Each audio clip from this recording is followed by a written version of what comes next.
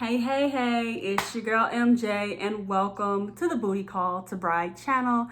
I am your girl, Michelle Tillman, and today we are talking about Married at First Sight, Season 11, Episode 13.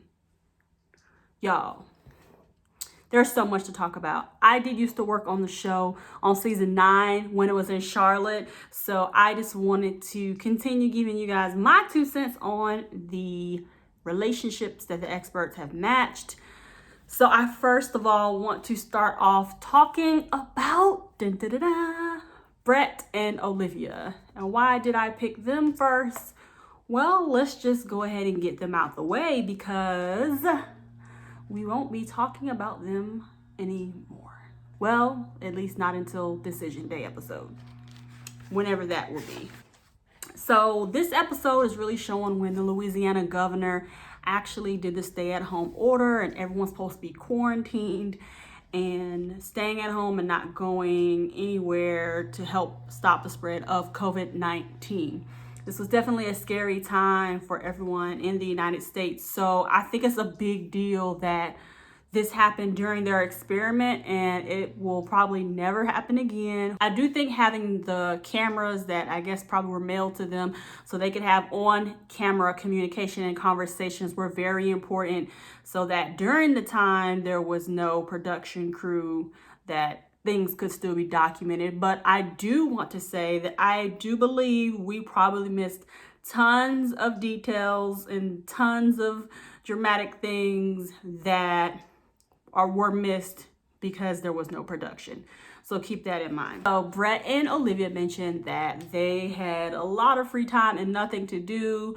Brett talked about how he made quesadillas for their neighbors, but they're like super healthy and don't eat all the junk food, I guess, that they eat. So it just seemed like both of them really had a lot of time on their hands and they weren't sure of how to make good use of that time, especially being in that experiment.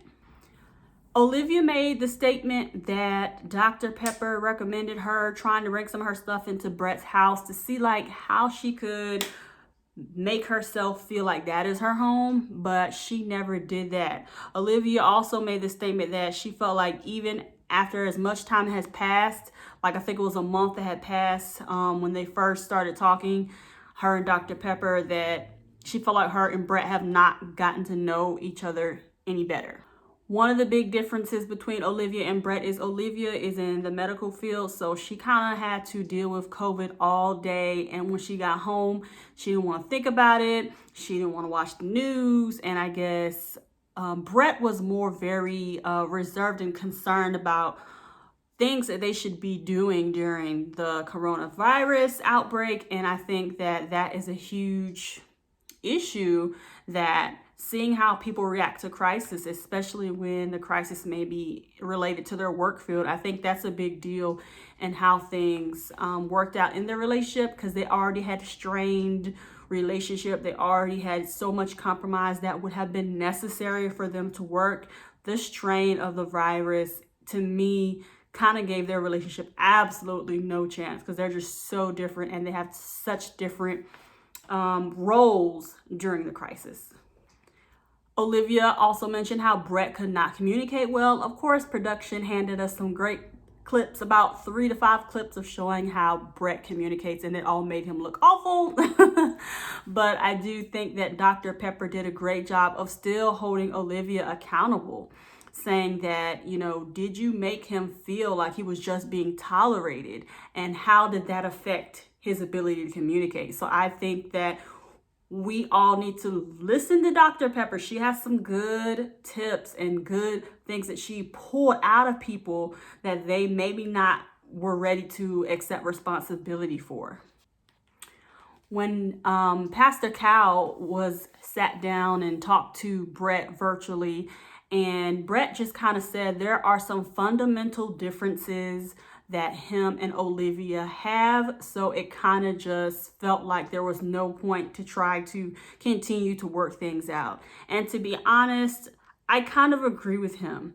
And a lot of people are saying, well, Brett is such a butthole and hard to communicate and so sarcastic. But I do believe because Olivia wanted to be on the show so bad, maybe in the process of being selected, she made it seem like she was more open to kids, just not right now, than she really is, because it's like she tried to like leave an open door of hope for him to say, well, yeah, maybe in a few years after I do X, Y, and Z, but if she never had kids, she would be fine. If you say if you never had kids, you'll be fine, that means you don't want kids. I mean, sorry, that's, to me, that's just what that means. So for her to say that, Brett knows he wants kids and he knows he wants them sooner than later.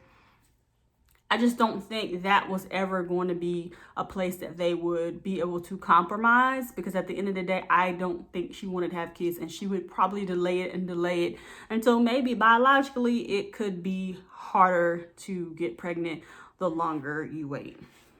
So during this episode, they show Brett actually leaving the apartment that they were provided. And he said that he told Olivia it was due to the cats fighting and maybe they needed a break. She said, I never heard that. You never said that. You never said you were leaving. She came back from visiting her parents, which Brett highly advised her not to do because he just didn't think it was safe to travel and be around people, especially with her working in the medical field. But she decided to do it anyway. Which that's a whole nother story that doesn't even matter at this point. But I think that when she decided to go, he decided, okay, you're not willing to compromise, and you're also probably risking my life technically by exposing yourself even more than you already do at your job. So he left and moved back into his own place. She said when she came back, he took half the food. He took all his stuff, and, you know, she felt abandoned at that point. And so I guess Pastor Kyle suggested that Brett and Olivia talk to each other and see one last time what could be done to save their marriage. So end of story. Let's just get right to it. All the details at this point kind of like are irrelevant, but they were asked, you know, do you think you can make this marriage work? Olivia initially was like, yes, I think I could work on it. And then she asked Brett, do you want to work on this? And he says, no, thank you. Like petty king, so sarcastic still all the way to the end. At least he's been consistent with his sarcasm. He's like, no, thank you. And to be honest, I really don't think that they really had a chance without a huge amount of compromise. And even Brett said that to Pastor Cal himself, and he recognized that. And he said he was willing to compromise, but she wasn't, which I don't know if I agree with that, but I do agree that them going their separate ways is probably just the best thing for them to do, especially during the COVID-19. It like, to be stuck with someone during a time when you know it's not going to work, it's just like, why even stick it out? So they have officially called it quits. Olivia and Brett have called it quits. So that is what happened with them. Okay, so y'all, we have got to talk about Miles and Karen. There were some huge breakthrough moments on this episode, and I was just like, wait a minute, how did I miss this? I usually have a radar of little things that I can pick up on, but this is one I did not. So we all were going in on Karen for saying that Miles was too emotional and all that type of stuff, and how she was politically incorrect for saying that after he said he dealt with depression and took medication for it. However, I am totally on Team Karen with some of the things that production so eloquently edited together to show us some of the more feminine traits that Miles has. Like he was doing something with the food where he was doing like do. Now I know what he was trying to do because that's something like I think chefs do, but all Karen saw was cha, and what she says he calls her sis.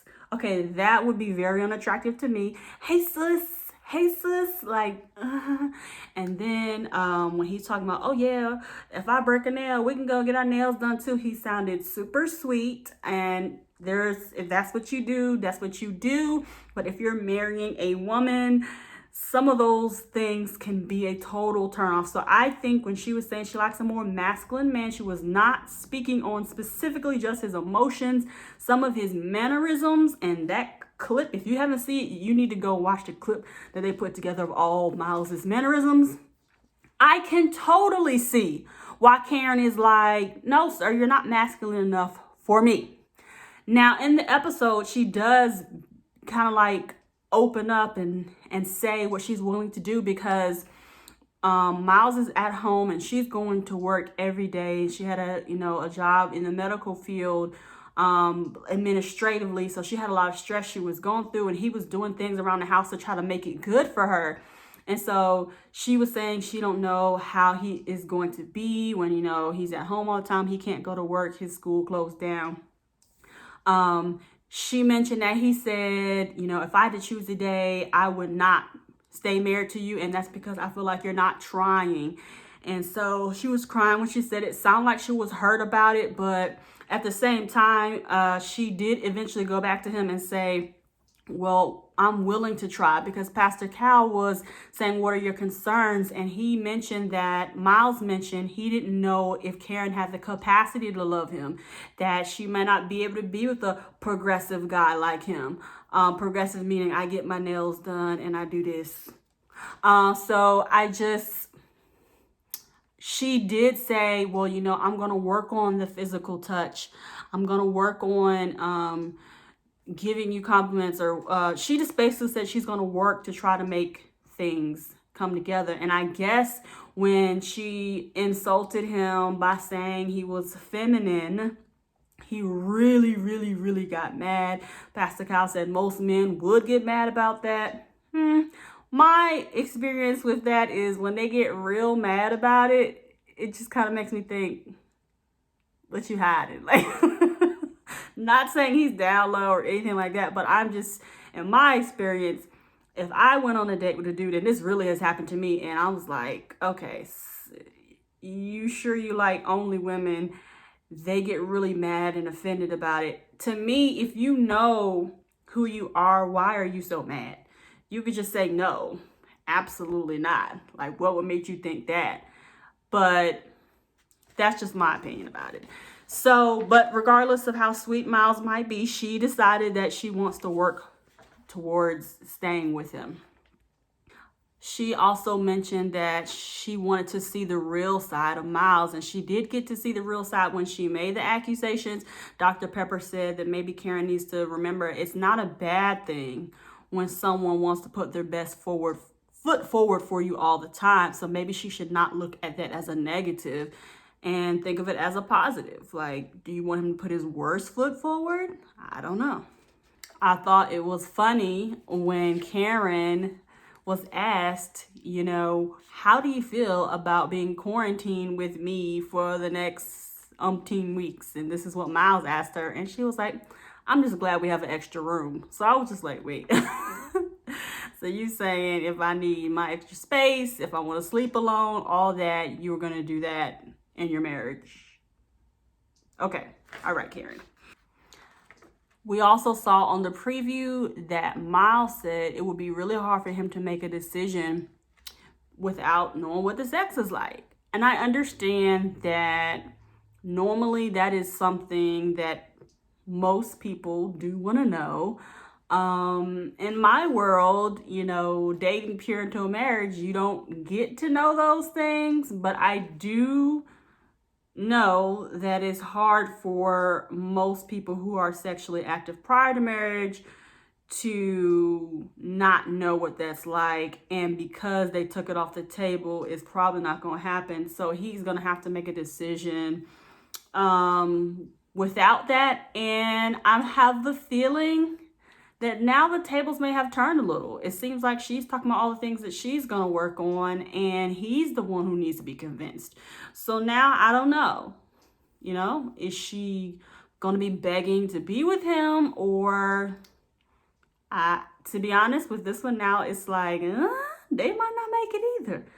It's just a lot, a lot happened in this episode, and her feeling more hurt than him, and y'all, it's just a lot. Hey, Christina and Henry. Oh my goodness. There's so much that happened this week. So I won't jump to the end, which is what I really want to jump to. Let me just tell you what happened first in the order that it happened on the show. So Christina and Henry. Looks like Henry has been really busy because he's also employed in the medical field, and he's had to go to work each day, but they said that he went home to work, which I don't know if he had to do that or what was the reason behind that. Christina said it feels like he takes the long way home, like he goes to the grocery store twice a day, but he pretty much seemed to be avoiding being around her. And with the way that she is, child, why are you surprised that he don't want to be around you? I wouldn't want to be around you either, Christina, but it's beside the point. I'm not the one they match with you. It's Henry. They said they've been watching shows together. Henry said she missed his birthday. Okay, there's two sides to this coin. When it's your birthday and you're big about your birthday, you got to be one of those people who give them a countdown. Birthdays in 7 days, birthdays in 6 days, birthdays in 5 days. My birthday's tomorrow. You got to tell somebody. You got to remember, we're going through the corona crisis. People's minds are everywhere. And I think it's his responsibility to continue to remind her. However, I don't know how much he reminded her and she still forgot. So I don't know who we can totally blame in that situation, because I don't know when was the last time he reminded her, or was she just supposed to remember? I don't know. Henry mentioned that Christina went for a late night walk with her makeup done, face beat, and she was dressed like she was going out. So he was like, a late night walk, really? And then she didn't come home till like 3 o'clock in the morning. He was up. They showed him playing his guitar, looking all sad. He waiting for her to come home. So Henry's always like, he's just saying that he's suspecting, like, I don't understand. When Dr. Pepper talked to Christina, she said that she felt like Henry was always trying to find ways to get out of the house, which is true. We kind of already said that. Dr. Pepper challenged Christina and said, well, he's always trying to get away. Is it you or is it him? I love Dr. Pepper in this episode. She really challenged everyone to look at things outside of their own perspective. So she said, is it you? Christina said, both of us have stuff we need to work on, and she understands that. So I guess she thinks it could be partially her and it could be partially Henry. Pepper also asked Christina, did she ever open up to Henry? She said she has, and that is one of the main things that has had her holding on to the marriage, because the times that she did open up to him, he was really receptive and seemed like he was actually concerned about her well-being. One thing that Dr. Pepper recommend is that Christina and Henry hold hands while they're making a discussion about anything. I think that's really good, because she mentioned how physical touch and skin-to-skin contact makes a difference in the conversation and how it's received. Maybe that will help, but then I also think Henry's probably not attracted to her, so it probably will make him even more uncomfortable. Dr. Pepper told Christina that if you want things to work with Henry, you got to give him a roadmap. He is just a little, different, wired different. You got to give him a roadmap to honestly and truly be able to be successful in the marriage. When Pastor Cal talked to Henry, he asked him what's the biggest, thing that's in their marriage that's going wrong. And he said they don't have things in common. They could literally sit in the same room for up to an hour and a half and not say anything. That's kind of weird, to be sitting around someone that long, unless you're watching a movie, to not talk and interact. And I'm sure nobody wants to be in a marriage like that. Now, the part that I was here for was when Henry was like, I've noticed a pattern of dishonesty. He finally is calling her out about her whole living situation. And I was like, get her, Henry, get her. He said on their wedding day, she said she lived in the CBD. And that's the business district. And then he said when it was time to go to her house, she was like, oh no, well, I moved someplace else. And then it was time to get her stuff. She was like, oh, all my stuff is in the car. My stuff is back in LA. So basically he called her out that she lived in an Airbnb. She didn't really live there, but when this opportunity came, she decided to stay. So technically, Christina is homeless. So we always wondered from the beginning, she is homeless. She came, she had her Airbnb. She's like, oh, I don't got to pay no rent. Let me do that. Let me do that. So she basically just got the opportunity for the show and just kind of like, I guess, rented out a place to make sure she could be in New Orleans when this all happened. So I still think Christina knows somebody on the staff and they kind of like made sure that she got on the show or something to that extent. And maybe that's why Henry got matched to her, even though she really they don't mix, they don't mesh, and it was never going to work. And even though they show them together in the next episode, I think it was very clear from the beginning that they're just so different that it's probably not going to work.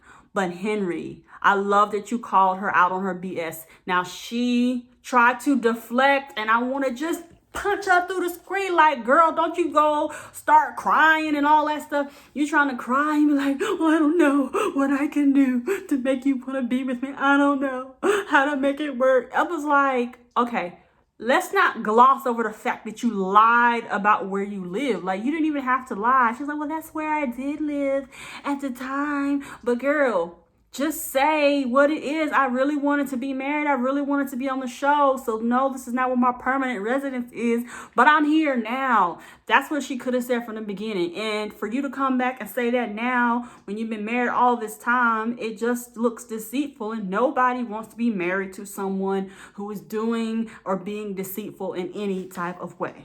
One thing that Pastor Cal did call Henry out on, and I even said this in a prior review, that he mentioned that his communication, probably won't get better. And then Pastor Cal was like, no, your communication can get better. The same way you came to me and you said, Christina has been unfaithful, point A, point B, point C, conclusion, summary.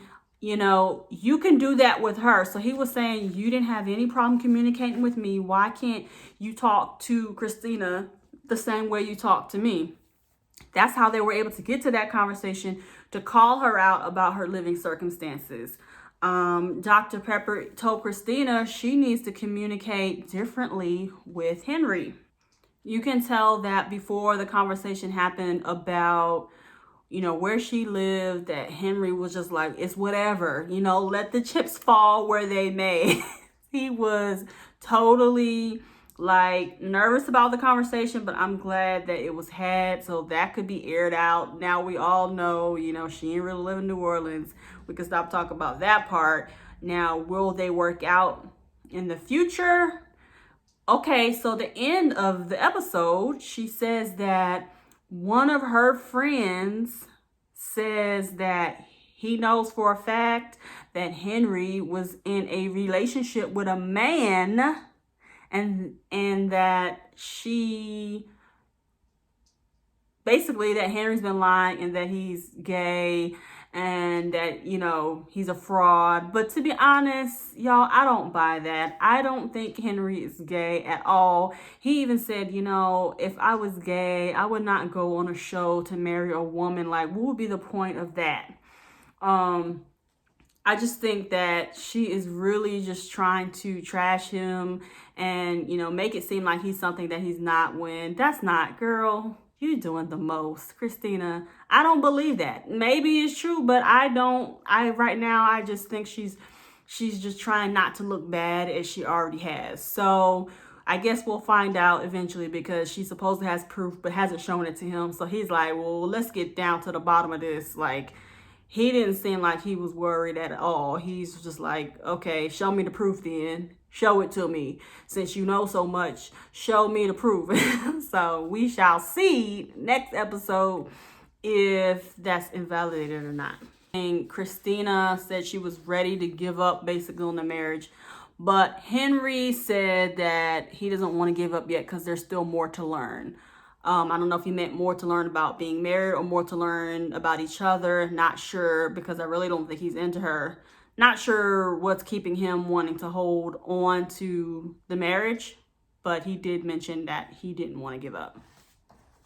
Amelia and Bennett. So now, guys, we finally know where Amelia's going for her residency. She's going to be in Richmond, Virginia. They have strung us along all this time, and they have not told us whether or not Bennett was going to go with her. And through the episode, they kept asking and asking. But let's just go ahead and skip to the final. He says he will split his time between Virginia and New Orleans. Yay!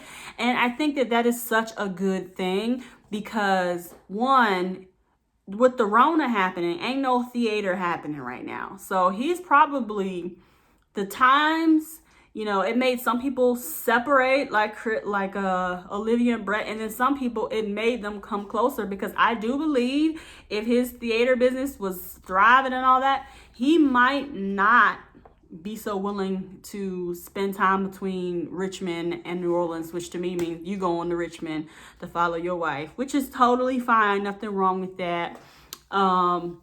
They did talk about children and how she wants children sooner than later, which to me, I'm like, okay, if you're about to be a doctor, maybe you should wait a few years. Bennett said he wants to wait because he wants to make sure he has some things together career-wise and financially. But I think Amelia's looking at it like, look, I'm about to be a doctor, boo. You don't got to do nothing. I just need you to take care of this baby. I'm going to have the baby. I'm going to stay home for 6 weeks, and then I'm going to go back to work. That seems like, to me, the mentality that she has. So she's not worried about his stability. But as a man, to me, a real man is going to want to feel like he contributes a certain amount of security to the family, whether it be financially or career-wise. So I totally understand Bennett's hesitation with children in their circumstance. Also, considering that because of what she does, he will probably be the primary caretaker of the children that they do have. I love that Amelia said that she was volunteering at a homeless shelter during this time, and that when she would get home, like, Bennett would just really embrace her, and that they were really embracing the quarantine time together to just get to know each other. And, you know, Bennett is like all she has, and she's really enjoying the time that they have spent. And I just think that is ideally what quarantine should look like for a married couple, that they can just really, you know, sink in and enjoy each other. So just to kind of rewind and go back, Pastor Cal did ask, you know, Bennett all the questions. Like, he asked all the other guys, like, what's the hardest thing in your marriage? And they talked about it being the kids, but I already explained that that he wants to wait, and why. And then, of course, Dr. Pepper asked the questions of Amelia to make sure that she expresses her concerns with anything that they are dealing with. But of course, because they are like so flexible and calm and cool, they were able to discuss everything. And I think they are ideally going in the best direction possible. And last but definitely not least, okay, almost every couple had a little bit of drama this week. So I was like waiting to talk about Woody and Amani. Okay, so we saw a little clip last week of them fussing about them girls in his DMs, and I was like, what? So I still feel like we did not get the full resolution about what happened with the DMs. Like, he said she wanted to see his DMs. He said he felt like it was an invasion of privacy, but bruh, you're married. Ain't no privacy no more with no DMs. She has the right to see all your DMs. It should be nothing. He was like, I don't know what's in the DMs. But what you mean you don't know? You the one who wrote them? Now, you're not responsible what somebody writes to you, but you are responsible for what you entertain. If you're married, there's certain things in women that you should not be entertaining if you're married. So even though he may look at it as an insecurity for her to want to see his DMs, I don't think she's out of line for asking. So I don't know if she ended up looking and being satisfied with what she saw, or did they just agree to not share, or what exactly happened. But they brushed over it as if, you know, when they both were asked by experts, you know, have you had any arguments? They said yes, and they talked about the DM thing, and they said it came to a resolution. But I just kind of thought like, okay, but what happened? Like, to me, that's a big deal. You know, I've dealt with things like that before. So I know, when you're in a relationship or marriage and things are being hidden, like, you can't gloss over that. And I think Pastor Kyle did touch on that a little bit and said, you know, well, make sure you actually discuss the things that really matter and don't just pretend like it didn't happen. He said, Woody mentioned that if he realizes the argument won't be won, he just kind of gives in and says, okay, you're right. But like I said, you have to really address those things in marriage. And Pastor Cal told them the same thing. I love how at the beginning of the episode, Amani went through so many cute little activities and things to show and tell Woody that she loves him. So I really love how she explained her love for him. And I just thought that that was a grand gesture to finally return those 3 words back to Woody. I love you. And I know he was super excited about it. One of the things Pastor Cal asked Woody is if he was wearing a life jacket while he's going swimming in the sea of Amani. So I was a little tickled when he asked that, but I think it's so important to ask, you know, those questions, because to be honest, if you're not protecting yourself, even though there's only a small window in a month that you can get pregnant, it could still happen if you have unprotected sex during that small window. He said they are having protected sex, but we will see, because I just have this feeling deep down that Amani is pregnant. But we'll find out. She might have got pregnant after he said that. I don't know. But he said they're using protection. And they both kind of had their different timelines for kids. Kind of the same as Olivia and Brett, and the same as Amelia and Bennett, as if they had different times they would like to do it, each spouse. So she would prefer to wait a little longer to when she's like in her 31, 32. I forgot how old she is now. He would like to have a baby now. Of course, he kept saying he wants a Scorpio baby. I don't buy into horoscope signs, so that doesn't, I'm like, okay, dude, that's just weird that you like want to control exactly when your baby is born. You can do that with some math and with some technique. However, I just thought it was funny how he just kept saying when he wanted the baby to be born. So we will see if there's a baby coming from Woody and Amani within the next 9 months. We will see on the episodes. Of course, I still think that they're gonna make it. They're one of my favorite couples on the show. So that is all I have for this week, y'all. Thank you so much for watching.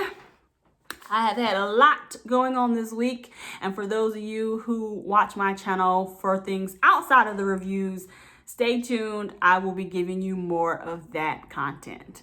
Thank you guys again. Have a wonderful day.